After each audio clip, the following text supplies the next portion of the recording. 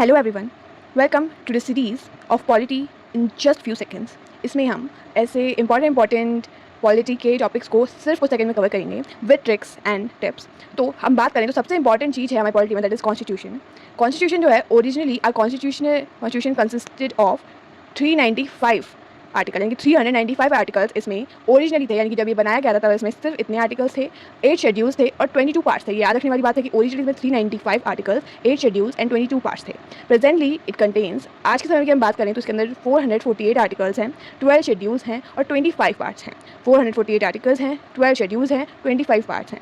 Constitution adopt जब किया गया था, ना कि इम्प्लीमेंट, इसको जो अडॉप्ट किया था दैट वाज 26 नवंबर 1949 और टोटल टाइम जो हमारे कॉन्स्टिट्यूशन को बनाने में लगा था that is 2 years 11 month and 18 days। yes, 2 year 11 month and 18 days। इसके अलावा अगर हम बात करें तो हमारे कॉन्स्टिट्यूशन को इम्प्लीमेंट कब किया गया, दैट इज़ 26 जनवरी 1950। अब सबसे इंपॉर्टेंट टॉपिक जो हम आज के वीडियो में डिस्कस करेंगे दैट इज़ शेड्यूल। शेड्यूल जो है, इसकी ट्रिक जो है याद रखने की, आज के समय में 12 शेड्यूल्स हैं और इसको ट्रिक जो है याद रखने की that is tears of old PM. Yes, tears of old PM, इनको आप याद रखेंगे। तो पहला जो हमारा शेड्यूल है टी, यानी कि टेरिटरी, यानी कि name of union and territory की अगर हम बात करें, इसके अंदर सिर्फ नेम की बात होती है। सेकंड जो है हमारा इमोल्यूमेंट है, जो कि बात करता है सैलरी या फिर अलाउंस जो हायर पोस्ट होती है, जैसे कि प्रेसिडेंट या फिर सुप्रीम कोर्ट के जजेस एंड ईटीसी, इन सब की सैलरी एंड अलाउंस को डिस्कस करता है। थर्ड जो है that is affirmation and oath, जब भी कोई हमारा बड़ा मिनिस्टर जैसे कि प्रेसिडेंट, प्राइम मिनिस्टर या फिर कोई चीफ मिनिस्टर जो है, उनके ओथ की डिस्कस हम इसके अंदर करते हैं। फोर्थ जो है राज्यसभा, जिसके अंदर अलोकेशन ऑफ सीट्स की बात होती है। फिफ्थ जो है दैट इज शेड्यूल्ड एरिया।